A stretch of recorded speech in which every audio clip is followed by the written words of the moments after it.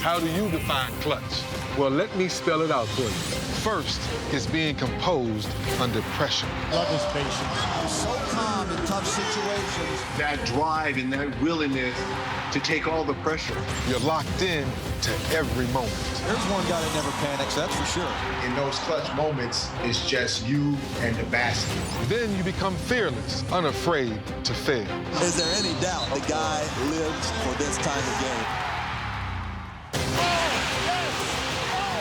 Being tenacious is your resolve to reach your ultimate goal. Being able to do your job when your job is needed to be done. Rebound Bosh, back out to Allen, his three-pointer, Finally, it's showing no mercy, cold-blooded as you rise up. George will defend Lillard, working it down to 2-1, a deep three. Oh! Step to the side, three, and then like Bob, that's cold-hearted. Now it's time to emerge as the hero. That's what it takes. If you have it, you have it. And if you don't, you don't. Let's find out who's really clutch.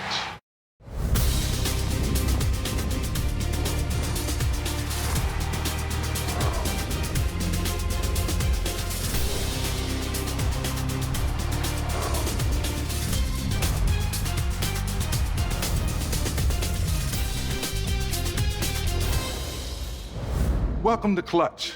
What does clutch mean to you? Well, the word is synonymous with so many great plays in NBA history, along with great players, like Ray Allen, Big Shot Bob, and of course, Reggie Miller. What does clutch really mean? Every kid dreamt of hitting that last second shot. Every kid's in the backyard, on the playground, yelling 5, 4, 3, 2, 1. You count down 3, 2, 1 in the clothes hamper. Every kid, I believe, wants that feeling of bringing the crowd to their feet. He gives to Jordan. Jordan to the circle, puts the shot in the air. Good! The game's over. It's just inside of us. I think most people think that clutch means game winner, right? And to me, that is so far from the truth. I think it's about getting the job done, in any moment. Everybody says, oh, he's clutch to do it with, 5, 4, 3, 2, 1. But can you start out the game clutch? I think it's just confidence in the ability that you can make a play that would help win a game. You're really talking about a player that, that can get it done, someone that, you can trust. Trust in the work you've put in prior to that shot, prior to that season, and leading up to that season. That he can implement the game plan. If you're up 6 and the team has momentum and they're starting to come back, or if you're down 6 and you're on the road and you're clawing and you're trying to stay within striking distance. When it's 4 to 6 and you going back and forth 4 to 6 and you got to make those shots. Those are the clutch shots. It's those type of players that resonate me. And see, he won't make mistakes under pressure. Well, it's not about making a shot. It's about having the belief of just taking it for one and living with the result.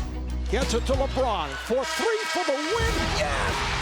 LeBron James at the buzzer. Someone who does not allow the time, the score, whether you're home, whether you're on the road, affect how you do your job. It got to the point where it would be disappointing if someone else would even want to shoot the shot. Just throw me the damn ball and get away from it. You don't understand the pressure and the stress that comes with being a professional athlete. So if you can get the job done, in my eyes, you're clutch. To most of us on the outside, we see it as, wow, look what he did. He hit a shot. But to that individual, that was his job. He did his job when when they needed him to do his job. Do you think being clutch, you're born with it, it's born in your veins, or can you be taught to be clutch? I think it's a combination of both. Number one, you've got to be born with a cold heart. Miller for 3, and he got it. Reggie Miller with a clutch tray, and it's 105-102. And a steal. Miller retreats to the three-point line and hits again. Reggie Miller, 8 points in the final 32 seconds. You've got to be born with that drive and that willingness to take all the pressure. There's some individuals in every walk of life and every sport that just have that courage, but it's a learned behavior. Every great player, somewhere along the way, he has replayed these game-type situations a million times. I think you have it in you, but you can learn to be someone clutch, and that means you're not bothered by the result. Sixers by one, but the Raptors with the ball. 2 seconds to go. Carter trying to get free. Carter at the buzzer. No good. And the Sixers hold on and advance to the conference finals. I think that takes time. There's some young guys who walk in this league now who aren't bothered by the big shot, who aren't bothered by the result. 5 minutes or less in the fourth quarter. That's clutch time to me. Those players are the ones that can rise to the next level. You don't need 9 seconds, you don't need 6 seconds, you only need 0.4. 4:10 remaining in the fifth game. During the timeout before .4, I was really still thinking there's a way for us to somehow make a basket with .4 seconds left. Now, I like what Greg Popovich did. He knows that he doesn't have to guard the guy out of bounds because they don't have enough time to get it back to him. They're not going to allow Kobe Bryant to catch the ball. Robert Horry deserves the credit. When Kobe went towards half court, coming out of the out of bounds play, Robert went with Kobe and left GP as the inbounder with a clean passing angle. Here they go. They get it to Fisher. He scores! Derek Fisher scores at the buzzer. So I just waited for everybody to follow Shaq, Kobe, or Karl Malone, and I just went to the open spot. And in those clutch moments, it's just you and the basket. I've never seen an ending like No, this. that's off the charts. This is special. I mean, we almost gave this game away, but we've hung in. Everybody's had adversity individually, collectively, and this is just a great win for our team and our organization. Nobody is like this close to my face. I never even saw him until after I saw a still image of the shot. Man, that was my first NBA game winner. Like a kid from Little Rock, man, just being in these moments. It's crazy. Hang tight, we have more clutch moments coming up. Being in that moment and hit a shot like that is still a dream. I've never hit a game winner like that before, so it's a special moment for me. You see my reaction after he made it? I tried to chase him down just like every last one of the teammates and staff that we had out there. A special moment for a special player. Hey, after you hit the shot, it looked like on the video that you mouthed Kobe. Not sure if that was actually the case. I did. He's hit countless shots like that, to win games. Bryant dribbling, has to put it up with the buzzer, banks it in! He banks in the three! To do something like that in a jersey we wore tonight, it just makes it even more special. We want to embody what Kobe Bryant stood for and honor his memory. That's a shot Kobe Bryant would hit. So to me, AD coming off, just flying to the wing like that, with a catch and shoot, with the game on the line in the biggest moment of our season, nothing but net. It's a Mamba shot.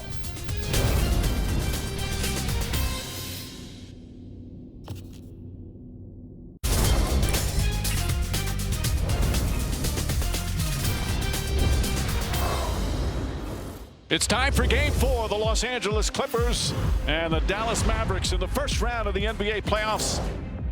Finney Smith to inbound. Back to Doncic. Doncic pulls up, three-pointer. Bang! Bang! It's good!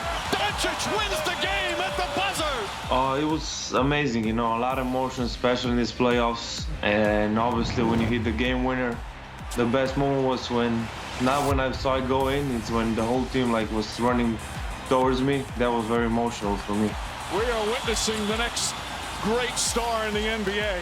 This would have to rank pretty high up there. Yeah, and get much bigger in the playoffs, game on the line. He's a big time player. This is just the stuff of legend. We know this kid has got a flair for the dramatic. He's a guy that lives for these moments. We had confidence since the beginning, Like I said in one interview, if you don't believe, you shouldn't be here. But we believe since the beginning, and we're here tied 2-2.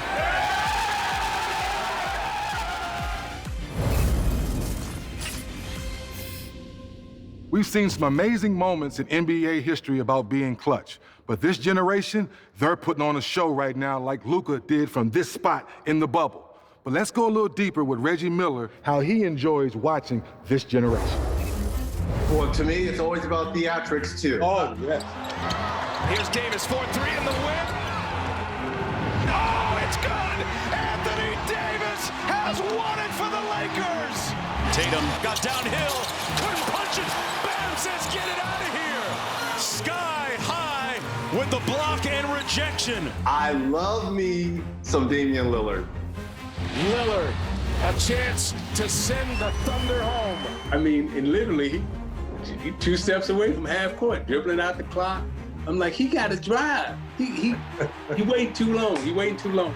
I want to be the guy that does it for the team. You know, I'm willing to take the blame for a loss, and, you know, I'm willing to jump out there for my team. And that fool raised up and said, bam! Working it down to 2-1, a deep three! Oh!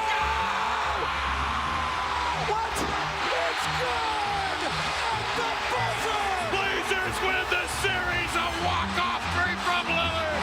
Are you kidding me? When he hit the game winner against OKC in the 5-5, see, that's something I would have done. 5 seconds, 4 seconds, 3. Here he comes, fade away. Yes, Miller hits a big one. It's not a 3. With 0.8 of a second remaining, Reggie Miller takes the fouls at the stadium in Chicago. That's cold. That's cold-hearted. Big shot taker, big shot maker. The most improbable, impossible 3. When I was standing there, I was like, I'm shooting. He was a little bit off of me, and I was like, this is enough space for me to just shoot the ball high in the air and give it a chance, and that's what I did. It's for 50, and he shot it from 40 feet. The guy is incredible, brother. Carries the team. Will us the victory. That's my dog. It might have been the best performance I've ever seen in person. That was awesome. When you take those shots, like those are shots like, it's not like, let me get close enough to the three-point line to where I'm in my comfort zone. He knows where his comfort zone. That's something is ingrained in you. Think of the one in Houston. A 3 wins the series. He's coming off a kind of a pin down, curling to the ball. He's like, give me the ball. You see, clapping, give me the ball. It's Lillard. He got the shot off. Lillard, good! And the Blazers win the series for the first time in 14 years. Not only was it crazy clutch, but crazy belief in himself in terms of what he's able to do. I'm going to my left to my sweet spot and what's comfortable to me because he's been there before. He was able to adjust, position himself behind the ball. So now that ball is in front of him. Now when he catches it, he can let it go. After I hit that shot, I had a face like I knew it was going in. And then like a couple seconds later, I was like, man, that actually just happened. Walk-off game winner, down 2. It was like, you know, the perfect situation as a kid when you're saying 5, 4, 3, 2, 1. He did it with such ease, Mike. You just love his attitude. He wants the pressure of the moment. And most people talk about the shot, but the pass that hits the player right in his shot pocket, where he don't even have to adjust the seam. Boston leads by 2, 0.5 remaining. And one last desperation opportunity here for Toronto. The pass was just so on point. Here he's on the line. Anunoby got it off, and it goes! OG Anunoby buries a triple at the buzzer. The amount of time that was left on the clock, if that pass would have been a bad pass where he had to catch it, bring it down, readjust it, shoot it, he probably would have missed the shot and he wouldn't have had enough time to get it off. All OG had to do was catch and shoot. But an incredible pass by Kyle Lowry. What a moment for OG Anunoby. It's those moments that, as a shooter, I can appreciate. I love me some Steph Curry. That game he had against OKC, came down from like 45 and then was doing the shimmy on the road. Oh, Curry, way downtown. Bang! Bang! Oh, what a shot from Curry with 0.6 of a second remaining. I had never seen this in clutch time. Right. Dude pulled up from half court, and out of nowhere, he just pulled up and went, whack. And wait, I did like. did I just see that? At what point did you know you were going to launch it no matter what? No timeout, you knew you were going to launch it. Coach said if we got a clean rebound, we could push it. Andre got it to me in the backcourt, and they were kind of shuffling, trying to load up. Had it rolling all night, and I make it. The brilliant shooting of Stephen Curry continues. Speaking of big-time clutch, Kyrie Irving, Game 7 in the finals. I remember watching that. I was like, oh, man, he getting ready to give it to him. Irving and Curry, one-on-one. Irving puts it up. Contested three is up and good for Kyrie Irving. He nailed it. He went right to his go-to move because when he hit him with the bop-bop and then the step back, you had to respect his ability to drive. And then it was bam, lights out. Oh, what a clutch shot for the fifth-year man out of Duke. Everybody's thinking that it's going to be LeBron James. No, it's Kyrie Irving. Why? Because he can create his own shot. He can create for others, and he the real deal. Our names will be etched in history, man. Never thought I'd be here. And then I got to give it to Kevin Durant in Cleveland. 50 seconds to go for the Warriors. And LeBron waiting for him behind the three-point line. He said, I ain't coming that far. Bam! Durant up the left side, calls his own number. Durant for three. It's good. Kevin Durant from downtown. You can tell he knows this is his moment. This is his time, his moment, his team. And I think he's having the time of his life out there. I've been working on that shot my whole life. And, for that one to go in, that was liberating right there, man. So we got one more win. We got to keep going. No one can forget about the biggest shot on the biggest stage, Game 7. Winner goes to the Eastern Conference Finals, a shot heard all across Canada. The two sweetest words in sports are Game 7. 2-point game. Here comes Butler driving. Layup is good. He ties the game. 4.2 to go. You can't make this tough. Partner, it's about as good as it gets here. I knew I had some time to try to get some space rather than just catch and shoot the ball. And with 4 seconds, ton of time for Toronto to get a good look here. End up finding a spot that I, like, that I work on. I end up getting to a spot, and I just knew I had to shoot it high. Is this the dagger? Ball away for the win.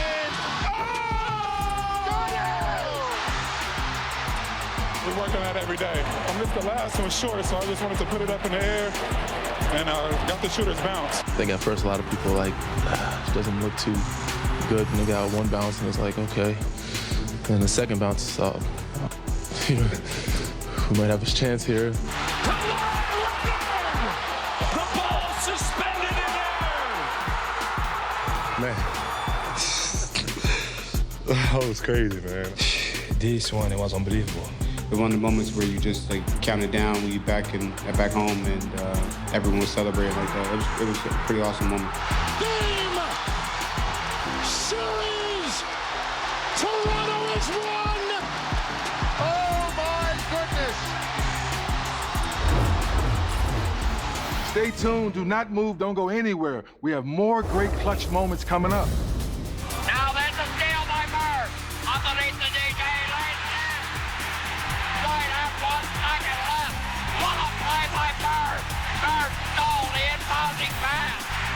Salmon's trying to drive. Wade steals it. Salmon. Wade with a steal with 2.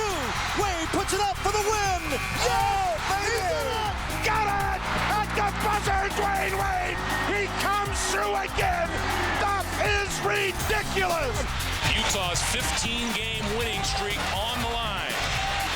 Shaquille fadeaway. See if any of these plays make our cut of the top 10 clutch moments.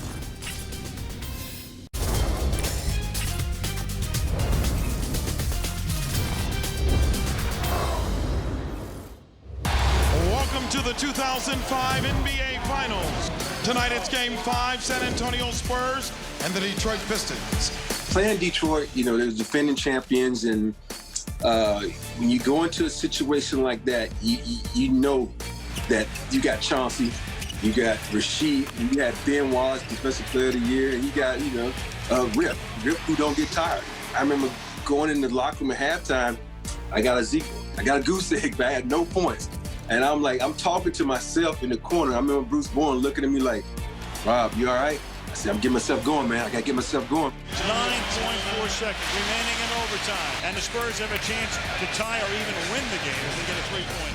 I remember in that play, I kicked it to Manu. It was supposed to be for me to kick it to Manu to set a pick for Manu to come off, drive, and then kick it back to me. But Rasheed bit, man. I'm like, okay, I'm letting this thing fly because I've been hot the whole second half, so I'm shooting this thing. Horry to inbound. Now they have Prince on Ginobili, Hunter on Parker. Here's Ginobili. Oh, they look Horry for three. Oh, unbelievable. This guy is off the charts. And it was so funny because when he left me, I was like, did he just fall for the okie-doke bite, the bounce pass and make you reach for it? He fell for it, man, and I knocked it down. You know that the most dangerous guy is the guy out of bounds. You stay with the three-point shooter, especially a three-point shooter of Robert Horry's magnitude. I look back at the replays, Tayshaun Prince almost got back to me to block that shot, so I was very fortunate to knock that J down. I was feeling good. First close game was tonight. What was the difference for you guys? Big shot, Bob. Wow, Robert Horry made clutch shots all over the floor throughout his whole career. But a lot of people don't know he had to fail first before he succeeded. And now we know him as Big Shot Bob. I remember we were playing in a tournament. It was my high school's Christmas tournament. And I went to the free throw line to make two to win it. And I missed them both. And I could see how hurt my teammates were. We lost that game and some of my teammates were crying. And I was like, I looked around, I said, I never want to put my teammates in this position again. I felt so bad. From that moment, even when I went to Alabama, I had some clutch moments that people won't see. I hit a shot from half court to beat Michigan State, and I guess next thing you know, I'm called Big Shot Bob. Big Shot Bob. Robert Horry for three. Big Shot Bob going butter again. How about this guy? When did you realize you were a clutch player? When they kept giving me the ball. Here's Isaiah. Let's see what we got. All the way up. Go!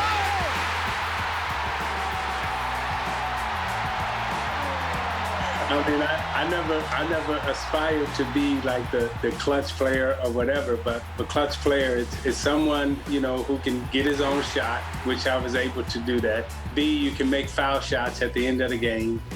And then C, you can create for other players to get their shot. So, having all those attributes as a young player, it just, the coach trusted you with the ball. I was 14. I was playing on my AAU team, the Oakland Rebels, hit a game winner. And I got that feeling, and I love the feeling of we have to score this time. We have to get a stop. We got to come up big. Damian puts it on the floor, fades from the elbow. Yes! With 10th left, Weller drops it down. Every time it came to the end of the game, I just found myself enjoying the thrill of we could lose right here or we could win. So I just love that ride. I mean, I'm willing to risk it all. Lillard now dancing a long three for the win. Got it at the buzzer. He did it again.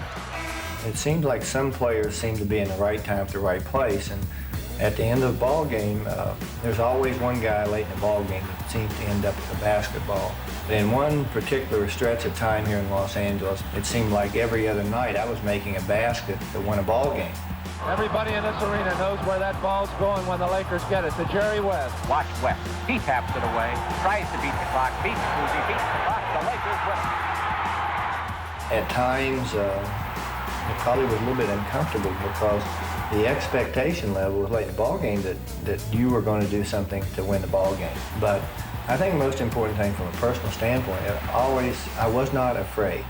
I always felt, and I don't know if this was by design from the coaches or the players that I played with, the ball always seemed to end up in my hand when it mattered the most. throws it across. Miller for three. Oh, he backed it in.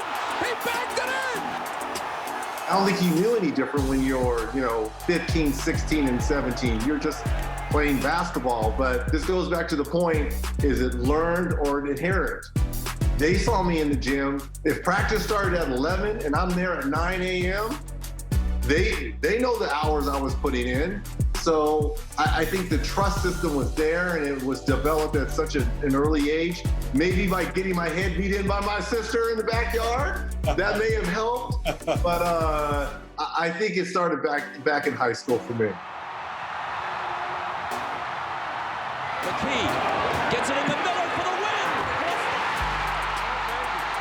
Tenths of a second. One of the greatest clutch playoff performers of his generation has apparently done it again.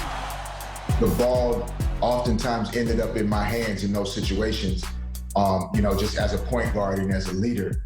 And so it was more of an internal dialogue, right, of just having the confidence and the belief that I could come through for my team and make the clutch play, whether it's the pass or the shot, or to set the right screen. It's just to make the right winning play at the time is required.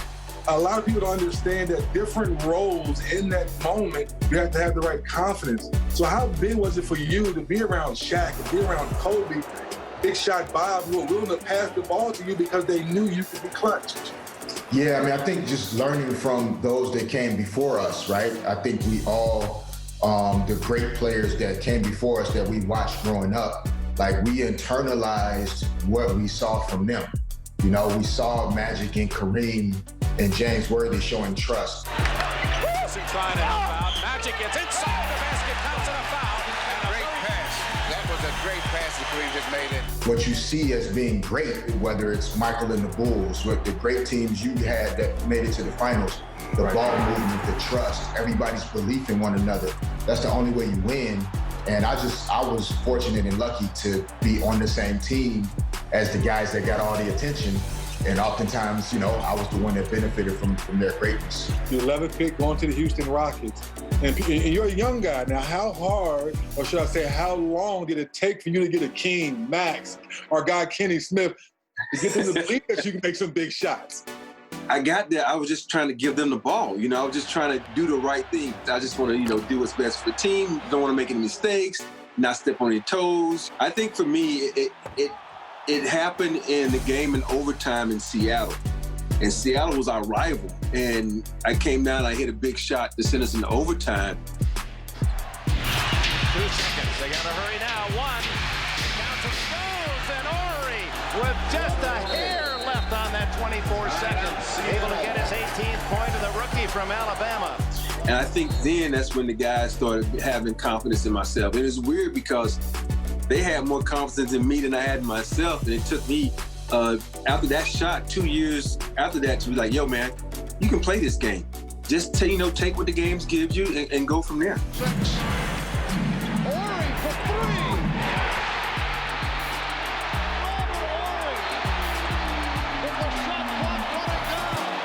3. Don't go anywhere. More clutch moments on the way. 7 to shoot. Nowitzki drives underneath lefty layup, banks it in with 3.6 remaining. One of the most incredible comebacks in NBA Finals history. Iverson stole the ball. Iverson stole the ball. He won the game. He won the game. He won the game. Barkley 20-footer, yes, with 1.8 seconds. Charles Barkley with an MVP jump shot. Drexler puts the ball on Anderson. The finger roll, the tip by Olajuwon.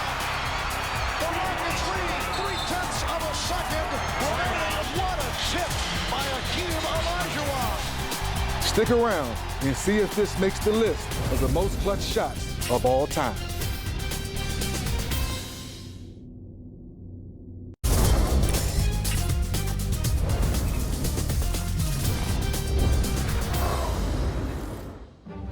Miami down by 5 with 21 seconds remaining. The Spurs were about to win an NBA championship. And the NBA thought so as well. So they brought out the yellow rope to keep the crowd back so they could bring the trophy out. So that was the one thing that really angered me. James catches, puts up a three. Won't go. Rebound Bosh. Back out to Allen. His three-pointer. Bang! Tie game with 5 seconds remaining. When I backed up, all it took was one bit of my foot to touch that line, and it would have been over with. Ray Allen is able to reestablish and knock in the game-tying three. Every day I took that shot, like especially on game days, that type of shot where I was backpedaling, getting into that corner, working every angle that I could. So whenever I was in a situation, like you just never know. That's the shot I see him practice before games all the time. I remember watching that, and you see when the ball was thrown, he takes a quick look back, step 1, 2, not worrying about out of bounds, not worried about three-point line. It was just like, I see it, 1, 2, I know it's there, shoot it. The fact that I had done this so many times that I knew where I was. Until the clock runs out, we still have an opportunity here to win this game, and we know that we still have a shot. So I just kept my head in it, and we got a great bounce. I'm just thankful that every time I watch that, the shot goes in. And it does remind me of everything that I put into to the game and into my physical being. The Miami Heat not ready for their season to end tonight. One of those defining games for the Heat to come back, force the overtime, and force a Game 7. That's what sports is all about. Like, you get thrust into these situations, and on such a grand scale, playing in NBA Finals, it makes or breaks us. And Ray Allen, the best three-point shooter in NBA history, with the clutch shot of his life. Wow, I was in the building for that iconic shot by Ray Allen from this spot. Now let's listen to the players on their favorite clutch moment. The playoffs in 2001. 76ers, it comes down to this. Win tonight of their Game 5 matchup with the Los Angeles Lakers, or have the season come to a close. We're ahead against the Sixers by 5 or 6 points. Ball ends up, it goes in the Shaq, comes out, they double team him, swinging around, and I hesi, couple dribbles and walk into a three to ice the game. Fisher one-on-one with Iverson, 2 to shoot. Fisher raises up.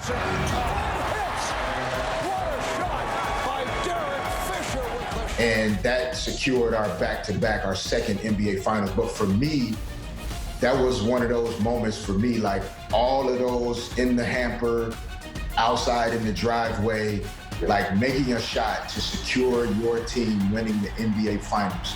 Yeah. I could never in my life have imagined being in that moment. And there I was for the first time.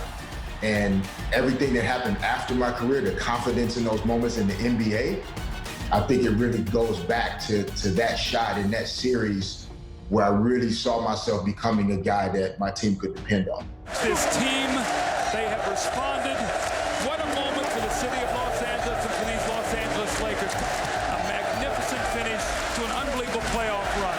3-4 months ago, our fans didn't know what we were going to do. We didn't know what we were going to do. And just to be in this point is just thankful. It's a blessing. Our entire group, we hung in there together, and we were rewarded tonight. What is your most clutch moment that you can remember that always sticks out? 2 Game 5s in Boston. Ooh. The first Game 5 where I throw the ball away in '87. Now there's a steal by Bird. Underneath the DJ, lays it in. Lloyd has 1 second left. What a play by Bird. Bird stole the inbounding pass. What a mistake by Detroit. And I wasn't clutch. The following year, Game 5 again in Boston. Go back and look at my stats. That was a pivotal point in Detroit Pistons history and in my basketball history, because in '87 I had failed. So coming back, now you get a chance to redo, and you really got to say, okay, who am I as a player and what am I going to be? So '88 Game 5 in Boston, to me, was one of the best games I ever played. That Game 5, I think I helped Danny Ainge score this.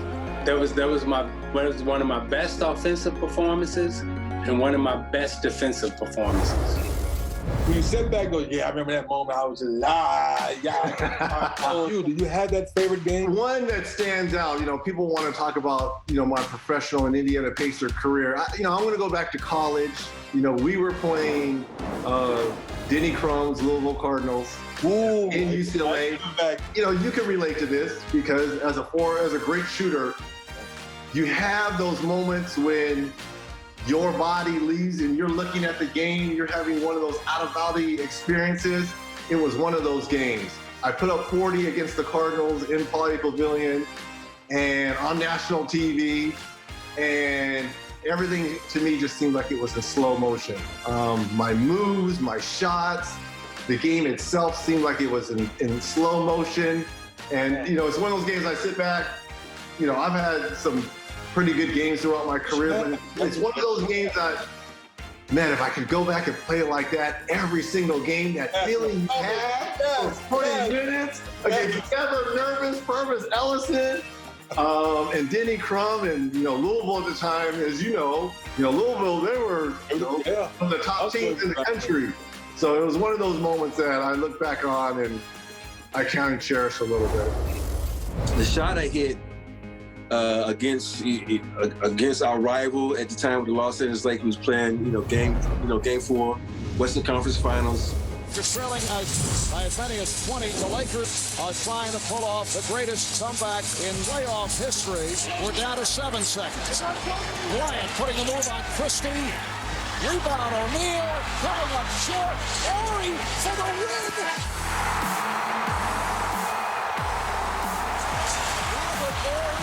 Has done it again. And for me to do that at home with the time running out, the play was called What the F. It's Phil's favorite play to call. Kobe drives, missed the shot. Shaq misses the tip in. A lot of does what every big man is told to do. You can't get it, tip it out when the last minute. And for me, if you go back and look at the film, Kobe drives, I'm still like this, hey, kick it back, I'm open. And I'm still out there like, Shaq, hey, kick it out. The reason that's my favorite because this doesn't happen to a lot of athletes. And for you to be at home in a playoff game and knock down a shot with no time left and to hear the fans chant your name, you're in the back of the locker room, you still hear them chanting your name. And when you leave the locker room, you go to a restaurant, everybody stands up and claps, That's why that's my favorite shot. I love the shot against Detroit with the Spurs. I love the shots I did with the Rockets, but a lot of those were done on the road. Right. This one was done at home in front of my fans, in front of the Lakers fans, and it's appreciated a lot more, I think. Have you ever seen a crowd in Los Angeles stay and chant, and they're all chanting your name, Robert? It's a great feeling. First of all, I got to thank the Lord for putting me in that position like that. But, the fans are great. They didn't leave. They stayed behind us. It was all about the fans keeping us in there and believing in us. I just play the game. Whatever happens, happens. You just got to go out there and play the game as hard as possible. You keep playing hard. You don't know where the bounce is going to go. And then Shaq tipped it out, and they got the right bounce at the right time. They lob it up high. Howard! Oh, man! You gotta be kidding me! You gotta be kidding me! I have never seen anything like that! Sampson. It goes! It's over! A miraculous shot by Ralph Sampson. Kidd, 3 seconds. Carter looking for the win. He buries it! Vince Carter! In Toronto with a bang. Lob it to Garnett beneath the foul line. The fadeaway with a hand in his face in the air for the win. Yes, sir! Garnett gives Minnesota the win, 94-93. Up next, we reveal our list of the most clutch moments in NBA history.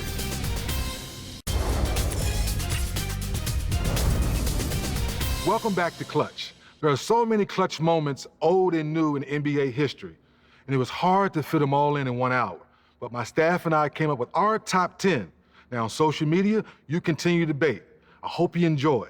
See you next time. Tied at 115. Crowd rising to the feet. Lillard working it down to 2-1. A deep three. Oh! What? Blazers win the series. A walk-off three from Lillard. Are you kidding me? Big shot taker, big shot maker. Everybody in this arena knows where that ball's going when the Lakers get it. To Jerry West. Watch West. He taps it away. Tries to beat the clock. Beats Susie. Beats the clock. The Lakers win.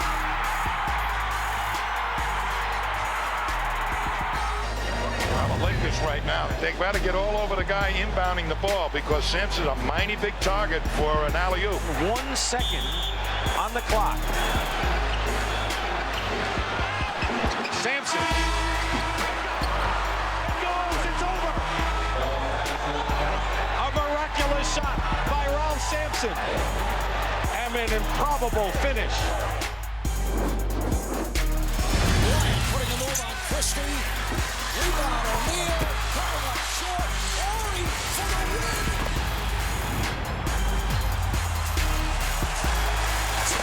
Robert Horry has done it again. Raptors, here we go. They get it to Leonard. Down to the baseline. Is this the dagger? Fall away for the win. Oh! Got it! Oh my goodness! Sellers, A-Logs, he gives to Jordan. Jordan to the circle, puts the shot in the air. Good! The game's over, and the Bulls have won. Jordan beat him at the buzzer with a jump shot in the circle, and Chicago has knocked off the Cavs. To the left goes Magic. He's got it. He didn't shoot it. 5 seconds left. Magic down the middle, just what I thought. A hook shot at 12. Good! 2 seconds left. The Lakers take the lead on Magic Johnson's running sky hook. Woo-wee. 60 seconds to go. We're tied at 89. Irving and Curry, one-on-one. He stutter steps. He launches a three. Puts it up. It's good! Kyrie Irving from downtown! 52 years of torment has been washed away. It's about right here, man. James catches, puts up the three. Won't go. Rebound Bosh. Back out to Allen. His three-pointer. Bang!